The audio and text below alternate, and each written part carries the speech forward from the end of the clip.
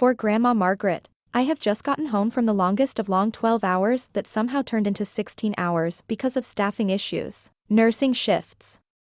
I am exhausted mentally and physically, and I feel filthy with sweat, tears, and many other things I should not be covered in. All I want to do right now is chop something into oblivion until I feel somewhat normal again.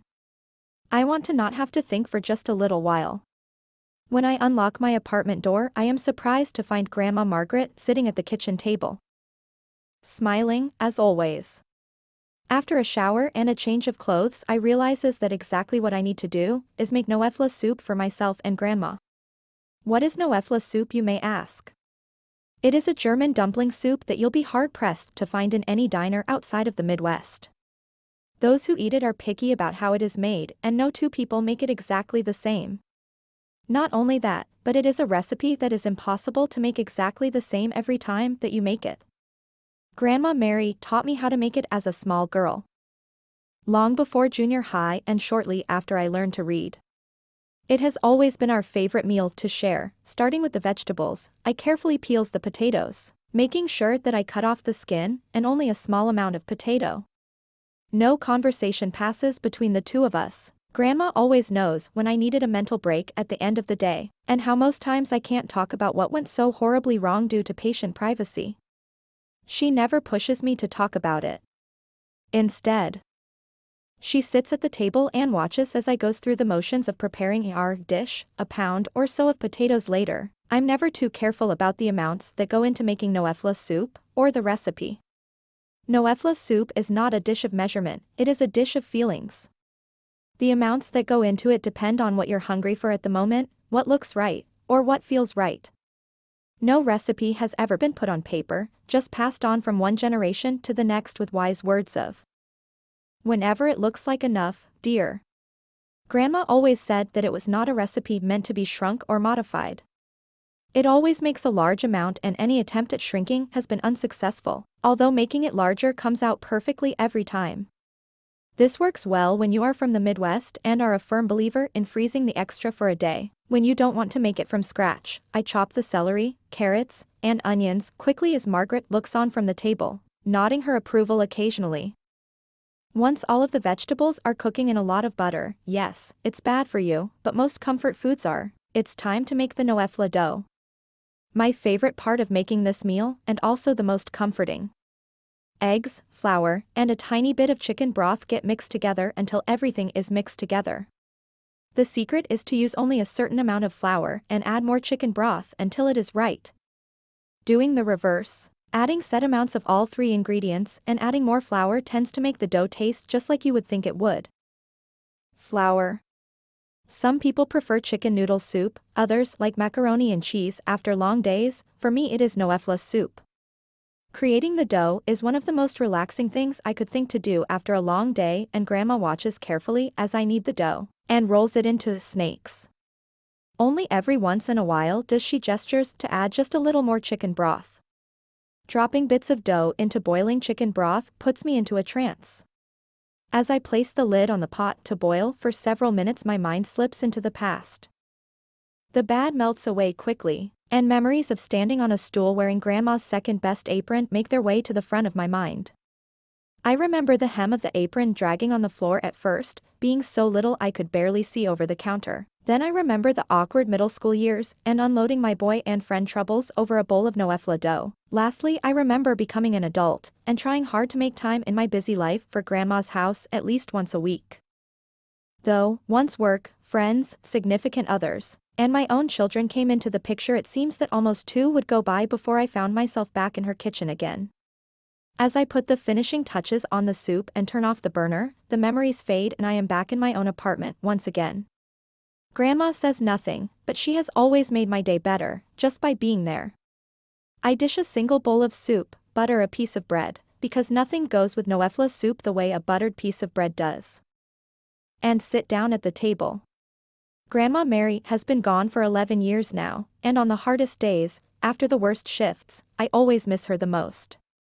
The regrets become an inner monologue, before being spoken out loud. Did I spend enough time with her? Man plans.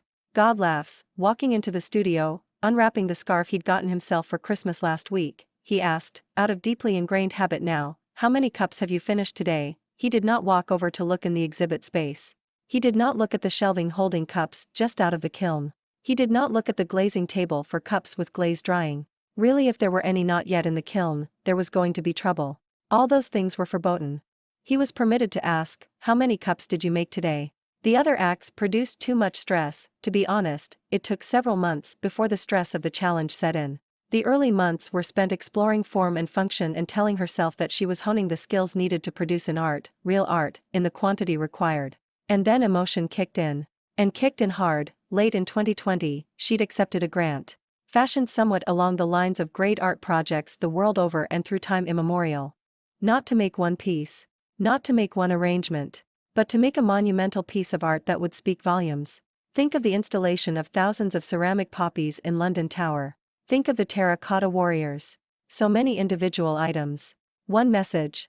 But, for this, it had to be started and finished in 1 year. Studio door opened on January 1, 2021 and closed on December 31, 2021. Exhibit space had been created and provided adjacent to the studio. Installation was an ongoing part of the project. She'd put the application in for the grant on a whim. She hadn't even mentioned it to him. Moving to Seattle for the year was definitely not part of their plan for 2021. But, then again, 2020 had shown us all that any expectation that plans will hold is fool's gold. Plan all you want. Then, when life happens, figure out what you're going to have to do instead. Planning may help you bounce back from things like COVID or transforming your small business into an online business overnight or winning a grant that upends life.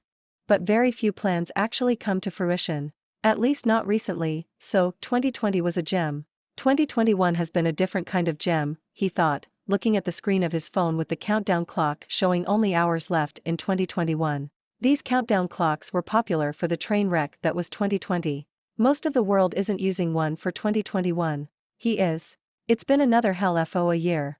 At least the vaccines took hold and society started to rebound. Turned out not to matter for her. She spent all the time in her studio mostly alone anyway. He took care of the business, himself, the houseplants, and feeding her. And not causing her stress. He was in charge of that too. She was in charge of finishing 6 pots today. That's all she had left to complete and place in the installation. Should be manageable. But she had been working such long hours for so many of these last weeks that anything was possible. He was walking on thin ice here. Nonetheless, after 364 days of the freaking grant project, he asked the only question he is allowed to ask. The answer came. Quietly. Meekly. 4. So far. What time is it? 4.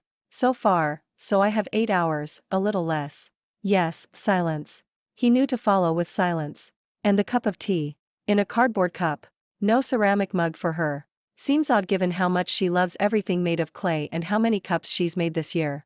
Somehow the cardboard cup of tea ties her back to the rest of the free world that can't survive without disposable cups of caffeine in one form or another. She starts talking. These last 6. They feel hard. They're the young. I couldn't face them earlier. But, I'm finding it really hard to face them now. Maybe it's better, I have no choice now. I have to face them and finish them. Should be done with these last 2 in about an hour or so. I'll definitely make it. 3,652 cups. 1 cup for every person reported to have died from COVID on December 31, 2020. This was a visual marker of the loss we suffered. The number went higher in that awful winter FO 2021. But the project started January 1, 2021. So the marker was laid down with the December 31 number, and to show balance and honor, each cup has a place and an age. In March, there was an article about the project. Once that got around, family and friends of people who died on that date started to send her information about their loved one. Many included info about the caregivers, nurses, doctors, aides, family members. The weight was almost unbearable. April was hard. Music helped. Lots of classical music to fill the studio and keep her mind stringing along to the notes. And each cup is unique. As unique as each person. Each cup is a variation. Each cup contains a number and a place. There are too many cups. She will finish. And then she will rest. Until January 1 at noon. When the exhibit space will be open to the public. They've been